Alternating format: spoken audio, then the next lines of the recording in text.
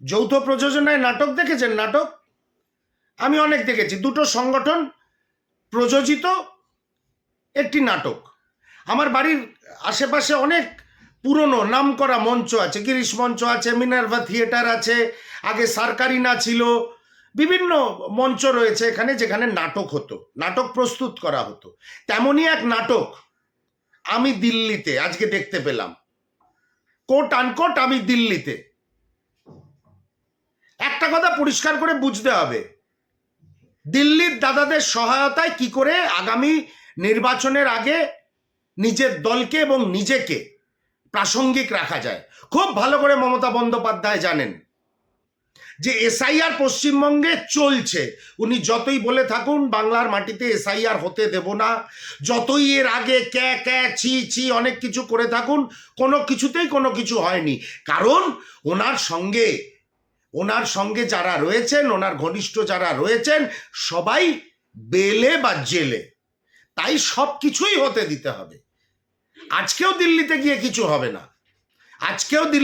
কিছু হবে না, মিডিয়ার মাধ্যমে বাংলার মানুষকে একটা খুব দুর্বল চিত্রনাট্যের নাটক দেখানো। সকাল থেকে মানুষ বুঝতে পারছে, এই আমি বাড়ির শাড়ি পরে বেরিয়ে এসছি, একটা গায়ে শাল জড়িয়ে, আক্রান্ত মানুষ এবং আক্রান্ত মানুষের পরিবারের পাশে দাঁড়িয়েছি। জ্ঞানেশ কুমারের কাছে যাওয়ার জন্য বাড়ির শাড়ি পরে বেরিয়ে আসার কি প্রয়োজন মাননীয় মুখ্যমন্ত্রী আমার জানা নেই। হ্যাঁ, আপনি হাজরা মোড়ে অনেকবার বসে টসে পড়েছেন, আপনাকে নাকি আক্রমণ করা হয়েছিল, আপনার বস্ত্র ছিঁড়ে দেওয়া হয়েছিল, সেসব আমরা দেখেছি। আপনি মেদিনীপুরে গেছেন, আপনাকে নাকি ধাক্কা মেরে কেউ ফেলে দিয়েছিল, তা পায়ে ব্যান্ডেজ করতে হয়েছিল নির্বাচনের সময়। এবার আবার 2026-এর নির্বাচনের সময় আপনি বাড়ির শাড়ি পরে রাস্তায় চলে এসছেন। অদ্ভুত পরিস্থিতি। বিজেপি প্রযোজিত কি সুন্দর কিন্তু দুর্বল চিত্রনাট্য আজকে উপস্থাপিত হলো দিল্লিতে। স্যার প্রক্রিয়া একটি রাষ্ট্রীয় প্রক্রিয়া এবং কংগ্রেস স্যারের বিরোধী নয়, ত্রুটিপূর্ণ স্যারের বিরোধী। মমতা বন্দ্যোপাধ্যায় সেই স্যার প্রক্রিয়ার আক্রান্ত মানুষদের পাশে থাকতেই পারেন, কিন্তু মূল বক্তব্য হচ্ছে এখন তো আপনার রাজ্যে স্যার লাগু হয়ে গেছে, এখন আর নতুন করে কি করবেন? শুভঙ্কর সরকার মহাশয়ের নেতৃত্বে সুপ্রিম কোর্টে মামলাও করা হয়েছে। এখন নতুন করে জ্ঞানেশ কুমারের কাছে গিয়ে টিভি মিডিয়াকে ডেকে বাড়ির জামা কাপড় পরে দিল্লির রাস্তায় ঘুরে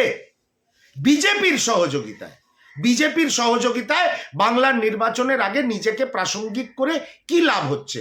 বাংলার মানুষ অত বুদ্ধ নয় মমতা বন্দ্যোপাধ্যায়, যে নাটকটা আপনি করতে দিল্লিতে গেছেন এই নরেন্দ্র মোদী এবং অমিত শাহের সহযোগিতায় এই বাইনারি ক্রিয়েট করার জন্য বাংলার মানুষ বুঝবে না।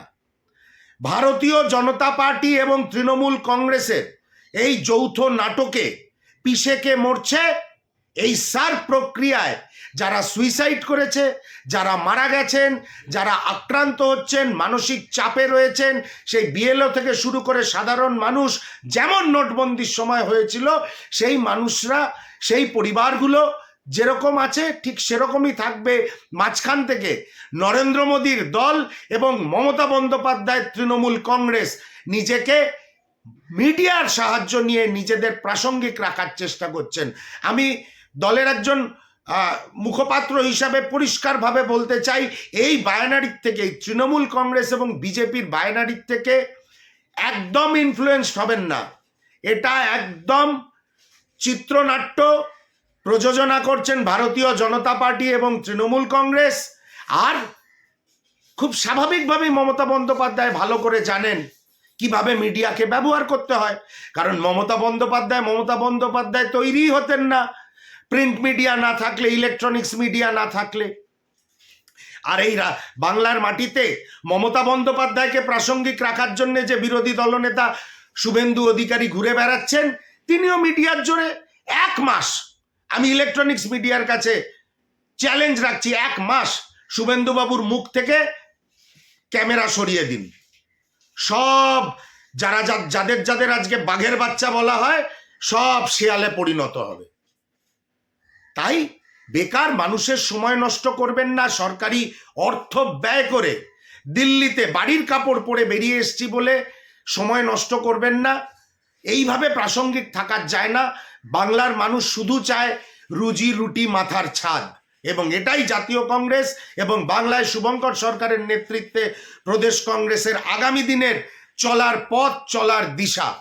এই তৃণমূল এবং বিজেপির যেই যৌথ প্রচেষ্টা বায়ানারি করার, অত্যন্ত দুর্ভাগ্যজনক, হতাশাব্যঞ্জক, লজ্জাজনক, ধিক্কারজনক।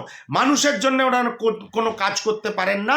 আক্রান্ত পরিবারগুলোকে নিয়ে গেছেন দিল্লির রাস্তায় নাটক করতে। সাহায্য কে করছে? অমিত শাহ, দিল্লির পুলিশ। এই মমতা বন্দ্যোপাধ্যায় এবং অমিত শাহ একসাথে মিলে রয়েছেন। তাই এই নাটকের কোনো মূল্য নেই বাংলার মানুষের কাছে।